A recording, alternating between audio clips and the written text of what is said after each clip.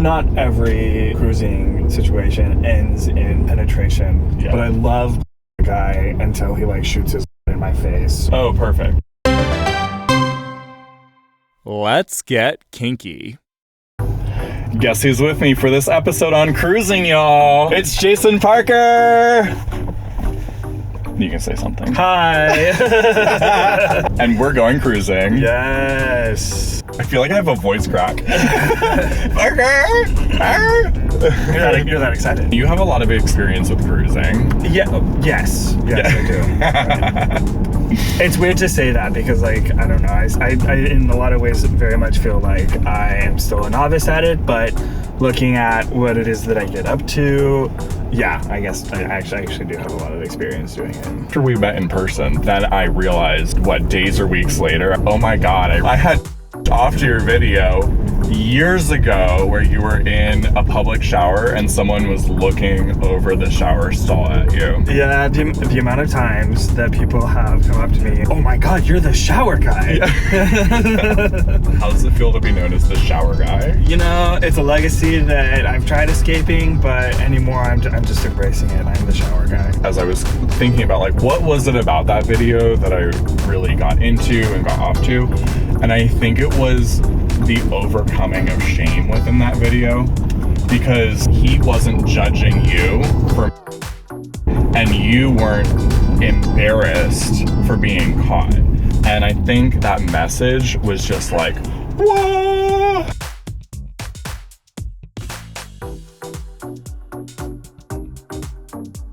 All right, so here we are in an undisclosed location. I'm so glad that you're gonna take me cruising today. Yeah, I'm excited. I told you, like, I have minimal experience with cruising. I think it's hot, but I don't have the experience around, like, how to do it really safely. I've mostly relied on going with other people when I have gone. So. Oh, okay. Yeah. Yeah. Cool, actually.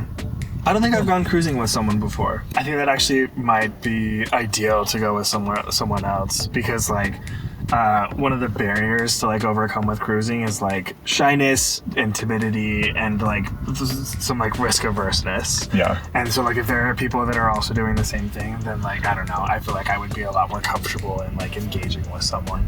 Definitely. Yeah. I was gonna say, not going alone seems like it would help me feel a lot more confident. I imagine for any beginner, it takes the pressure off of having to interact with other people because you already have like your safe person there with you. Yeah, for sure. I'm really curious. Tell me about how you got into cruising in the first place.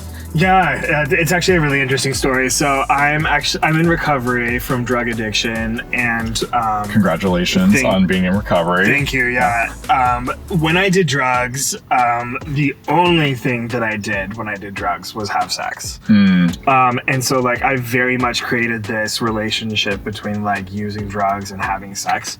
And so when I was trying to get sober, anytime I tried to like initiate sex like too early, I would just go back to the drugs. Say that again. Every time I tried to like reintegrate sex back into my life when I was trying to stop. Okay.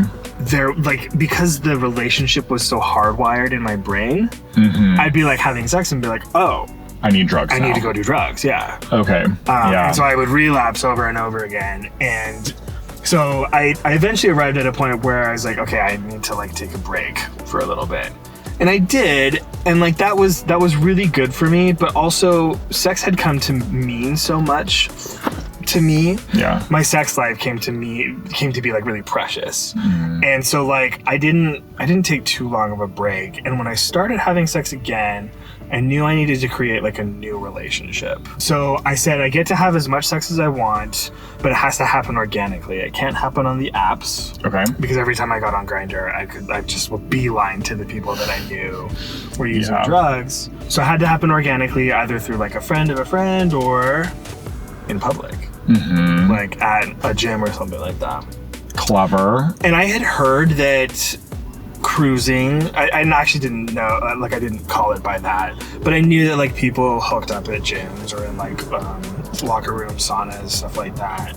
but never really believed that was real. I thought it was like just a great porn theme. One day I finished my workout and went to the sauna afterwards, and a friend years prior had told me about these like signals that you give when you're cruising, that the people that are cruising give. It varies from space to space, but like overall, it's basically just like to initiate, you kind of like touch your junk in a way that's like pretty innocuous. Like you see guys adjusting their like swimsuit or underwear all the time, but it's not that. But sometimes it's not that. But like that's like how you start it. And so I did that, and the guy responded, and I was like, surely that was just a coincidence. And so I like made it a little bit more obvious. He did too, and eventually we were like, he was me while like sticking a finger up and I in his face. Hot. It is like a porn scene.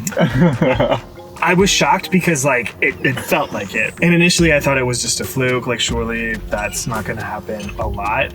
But pretty soon my like routine was to go to the gym and hit up the sauna afterwards and stick around for like 30 minutes to an hour, and more often than not it actually happened. Wow. Yeah. That's pretty cool. And also amazing that you had such a success your first time. Yeah. One of the funny things that I was thinking about when you were talking about the signals, when I was a little kid, not a little kid, I was in my later teens, I Googled gay signs and signals, and I meant, are there hand motions that I'm supposed to know to like signal that I'm gay?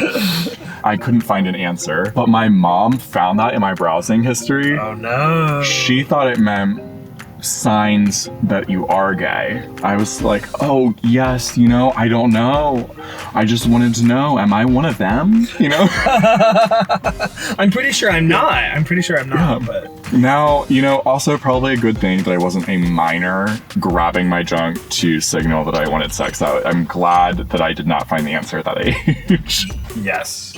And we'll talk more about like safety and consent. But yeah, so that's a good thing. Yeah, for sure. I know what I like about cruising, or the concept of cruising at least. What do you like about it?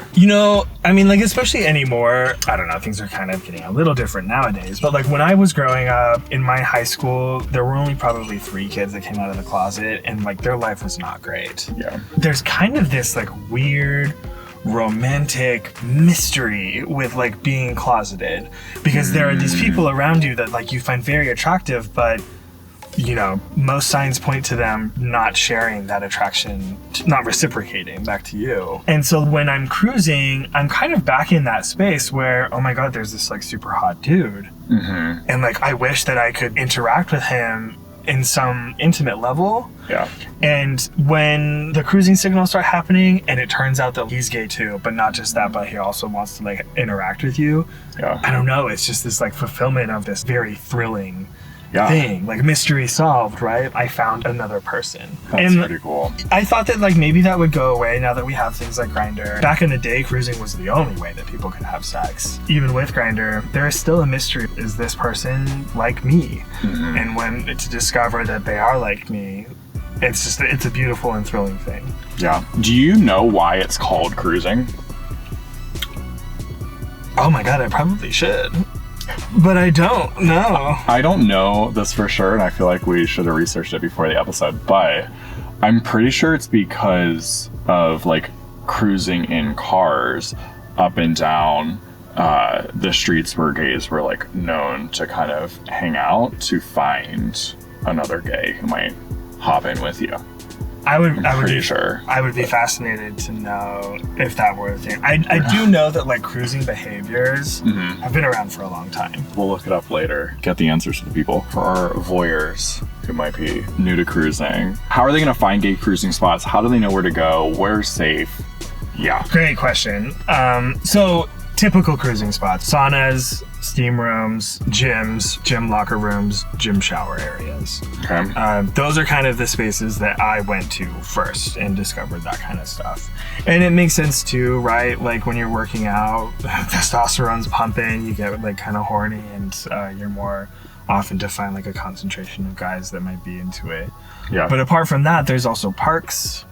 a lot of cruising used to happen in parks. If you go to any city and talk to someone who's been around for a while, they'll tell you like which parks were the cruising parks back in the day. Got it. You can also go to like beaches. There's beaches all over the country, the world, really. There are outdoor spots like hiking trails that are pretty cruisy. There are also like some really valuable websites and apps that show you cruising spots, truck stops, public bathrooms, certain like straight bars. Even the straight bars, I love that. Yeah, there are places all over. How do these places get established, do you know? I don't. I think that, I mean, like, don't quote me on this, but I'm certain that at some point, two men had an interaction, and having enjoyed that interaction, went back to that spot to continue having those interactions. And maybe the word spread from there. And I know that back in the day, a lot of cruising like happened by word of mouth. And it sounds like it's still, that's the main way to find out. If you can go on an app or talk to a friend in your area who's gay, they'll know, especially if they've been in the area long enough, you said. Right. Yes. Okay. Yeah. That kind of leads into a concern that I think a lot of people have, including myself, is how do you make sure that you're not interacting then with people that are not there to either be partaking in the sex or watching the sex? That's a really important question, because like cruising is fun.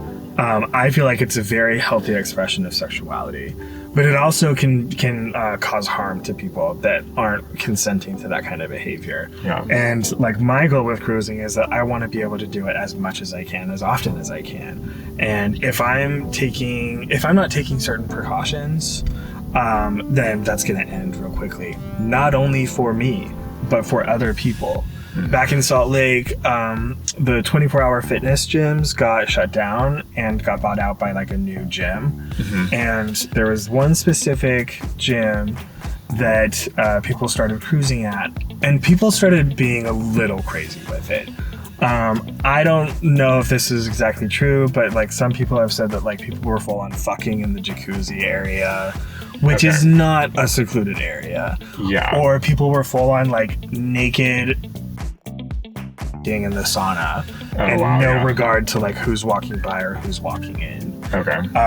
And so the signals exist for a reason. It's how you discover each other, but it's also a good tool to like find out if this other person is going to be okay with you like pulling your dick out in the middle of wherever. So learn the signals, do the signals every time a new person enters the area.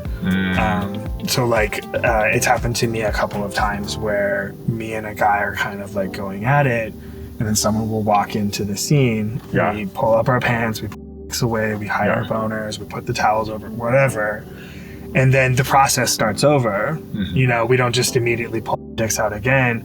We have to start doing the signals again with this new person. And it's happened plenty of times where that person has no idea what the fuck we're doing, right? And so scene is over. Yeah. Scene has to be over. If we do try and make something happen without making sure that this guy's going to be into it, we could get reported, we could get arrested, we could get put on a sex registry. All outcomes that you don't want to have happen. So learn the signals, do the signals. I try to take a more risk-averse approach because I'd rather be safe than sorry. Yeah. You're in it for the long game, and it's more fun to be able to continue having these kinds of experiences and thrills than to have one really exciting one and then you're fucking done forever. Right. Something that makes cruising successful is learning when it's time to quit. Right? And like, it fucking sucks. It fucking sucks to be like super horny, to have come this close to something really awesome happening, and then for that to be taken away. Yeah. And it's in those moments where I feel the tug to like be a little bit more bold. Yeah. To take maybe a little bit bigger of a risk. But like, I need to learn to just like stop, cut my losses, you know, go shower off, get my clothes back on, go home. Yep. Because again, like, those locations aren't going away. The crowds that frequent those locations for this purpose are also not going away. Yeah. Boys will always be there.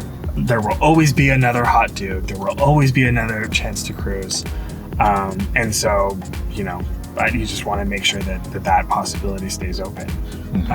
So learn when to quit, learn when it's time to quit and cut your losses. That I can relate to, of realizing, oh my gosh, I'm not thinking anymore with my head up here. It's just my head down here. Yes. And now it's a compulsion rather than I'm consciously choosing to stay here. Right. And so, do you have any tips when someone realizes that they're in that moment? How do you overcome that draw that feels impossible? I think I just tried to tell myself that stopping now is going to make sure that the next time is even better. You know, I like that. I think I would have to set a time limit for myself. I think that would definitely help me know that when the alarm rings on the phone, it is time. Yeah. We're done. Yeah. I've definitely been 2 hours late to work because I'm, you know, stuck in the goddamn sauna. That's amazing. And what sucks is when you're like, okay, it's time to stop, and then as you're walking out, another hot dude comes walking into the sauna. But what if? Yeah. Yep. Get out of the scarcity mindset and get into Yes. the abundance mindset. Yeah. Like, there's not a scarcity of hot men. No. There are tons of hot men, and you'll catch them on the next round. Totally. So I'm thinking about beginners, and the most important thing that we got to talk about is safety. What safety tips do you have for cruising? Know your surroundings. You know, if you're going to a place where you know cruising happens, get familiar with the area first. Okay. It's not illegal to walk around. You know, so like if you're in a park, if you're at a gym that you're unfamiliar with, if you're at a beach or something like that, take a walk. Look for places that you can initiate some sort of action. And some criteria that you want to be on the lookout for is like stuff that is not within view or earshot of like the general public as much as possible, right?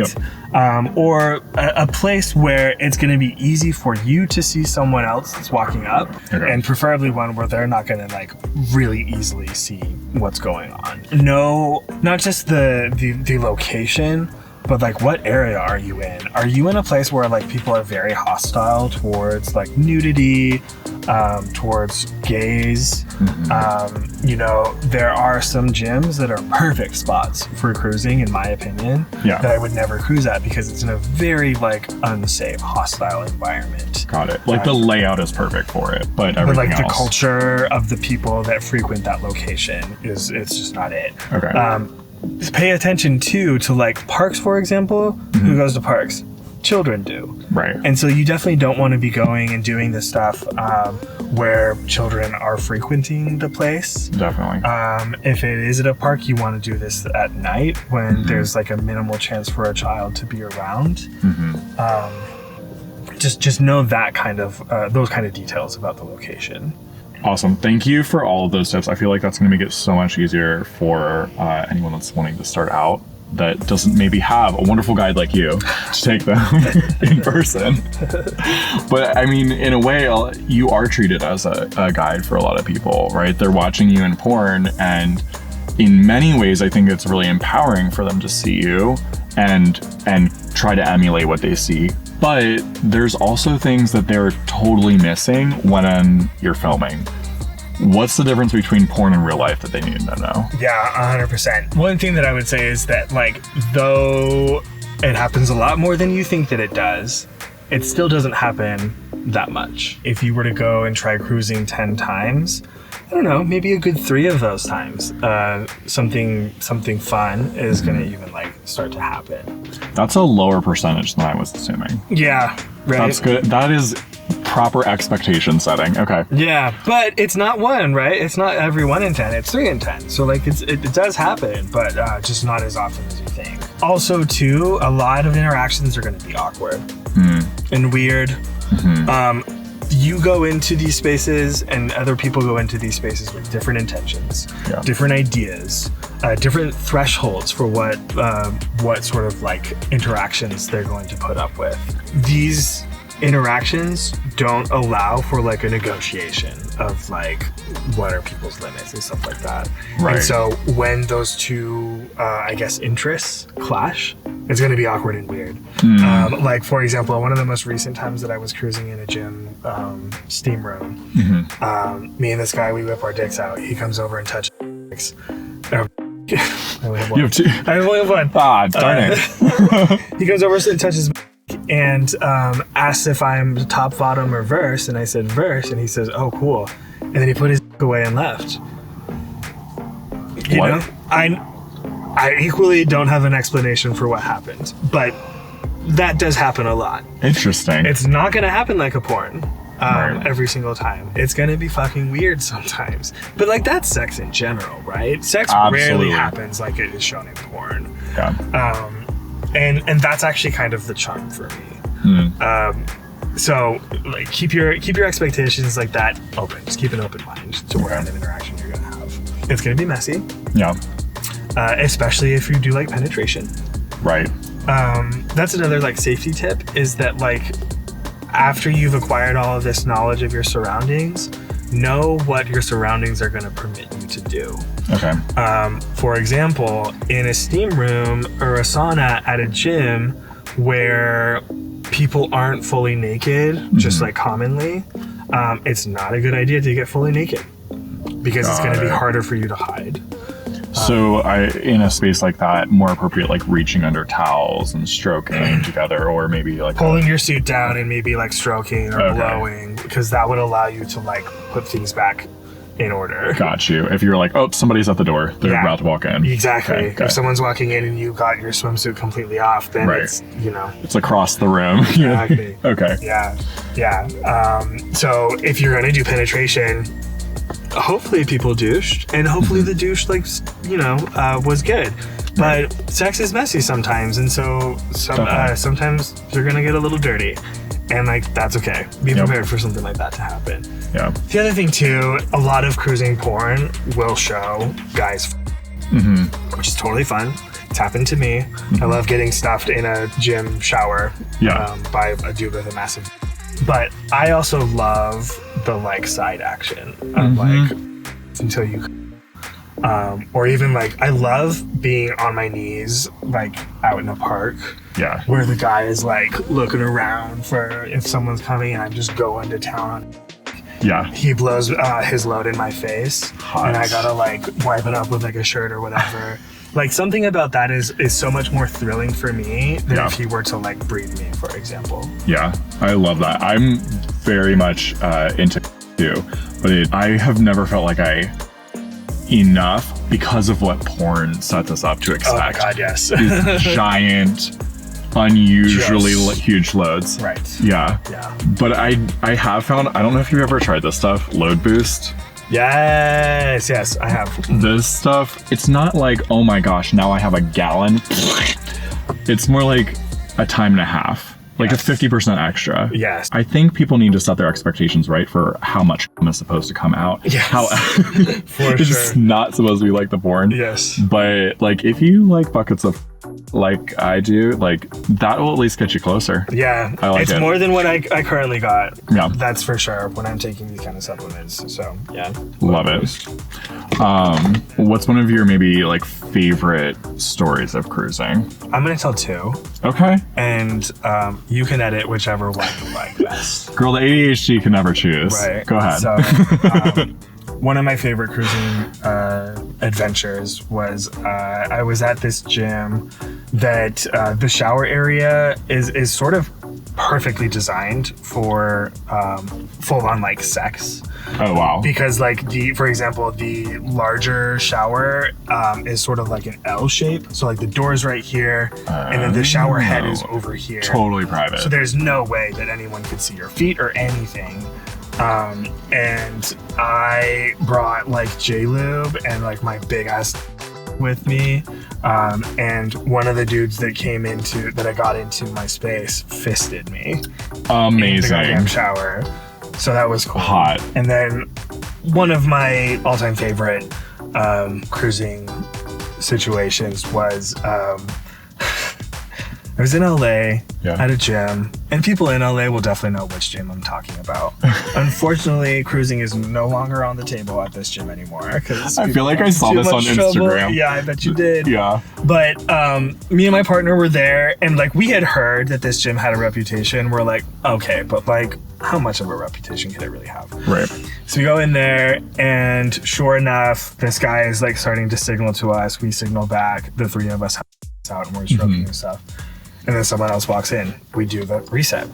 Pull our things back up. Start to signal again. The guy who joined us joins in. Pull out. We're all stroking. Another dude comes in. Cover up. Start the signals. We got 5 people. It ended up being a 9-person circle jerk, where I in a dude's like mouth as he was getting. Hot. 9 people. Hot. And like each time someone walked in, all of us would like cover up and have to like restart again. And each person that walked in was totally into it. You know, a good thing that illustrates is you can have hot, amazing cruising sex and you don't skip the negotiation. You have to get consent, and it can get there. Don't skip the fucking consent, because it'll pay off. Yes, exactly. Because it would have been a bad situation if there were 8 people pulling counts and that 9th person was like, what the fuck? Right. I just walked into an orgy that I did not know was happening. Yeah. Right. That could have been the end right there. So probably amazing. not that situation, but a similar situation probably was the end for that cruising spot. It's the other reason to like follow these sort of like safety guidelines is because like it's not just you and your cruising experience that's on the line. You could ruin it for basically everyone. Yeah. And don't want that to happen. As they say, this is why we can't have nice things, right? Exactly. Exactly. Well, on that note, what do you say we go cruising? Let's do it. All right. Yeah. Let's go. I hate with spit. I do it too. One of my partners and I, we dated for like 3 or 4 months maybe. I think we used lube one time. Really? The rest was all spit. Often that's all you need. Sometimes it's not. There's gifts to not having a monster. Yes. 1000%. I was looking up cruising to see what the actual origin of it is. Right, yeah. ChatGPT is saying cruising, like you cruise by in a car and the men are discreetly searching, just cruising by looking for. That kind of makes sense. So it wasn't bullshit what you said. It was sort of a combo. Yes. It wasn't the fact that they were driving cars. It was the fact that they were emulating the... Just like slowly cruising by. Yeah. And giving the little signal that you Right. taught earlier. Yeah. Okay. Huh. Fascinating. That's cool. Yeah. The more you know. All right. Let's get to the beach.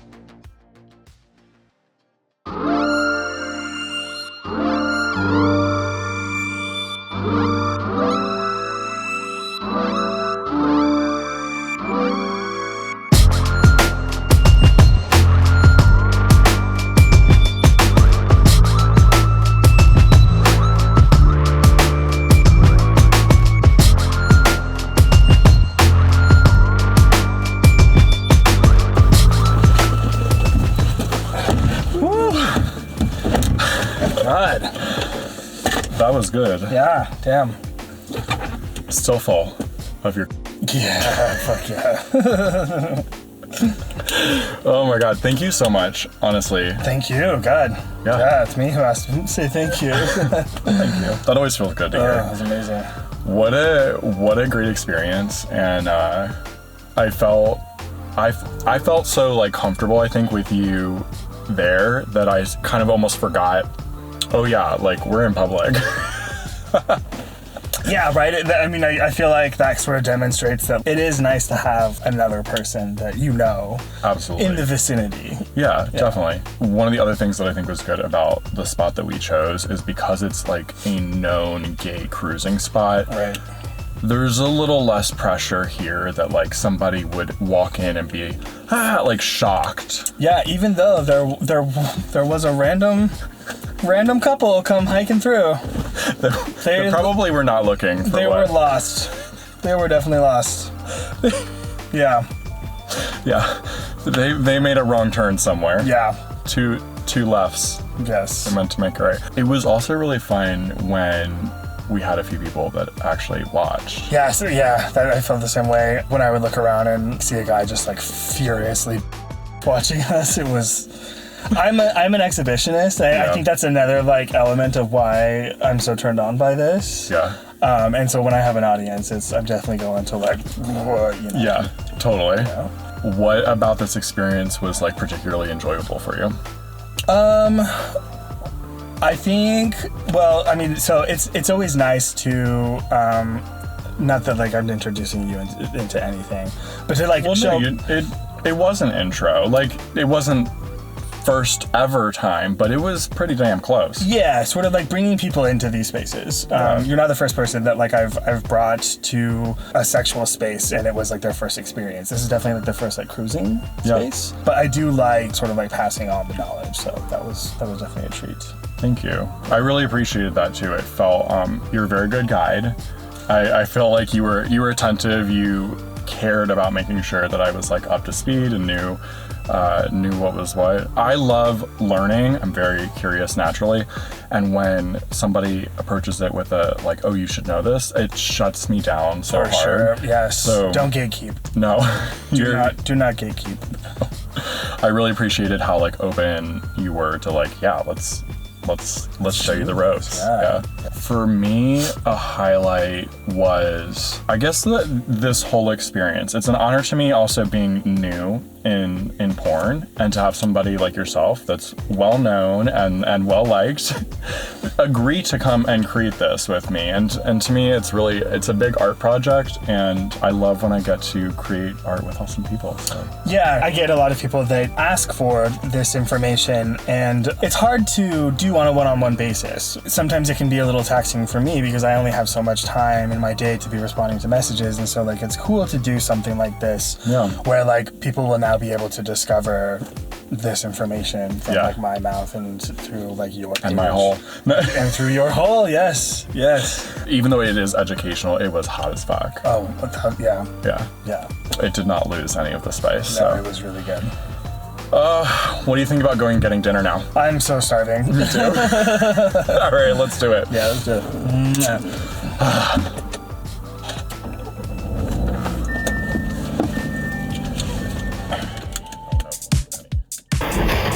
If you enjoyed today's episode like I did, don't gatekeep, share it with a friend, and leave a rating to support our mission of ending sex shame. You can find the full explicit demo on my Hey Alex Gay site. Then show today's guests some love with a follow. Their link is down in the description. And if you're curious about today's sponsored product, you can find all that info in the description as well. Thanks for coming.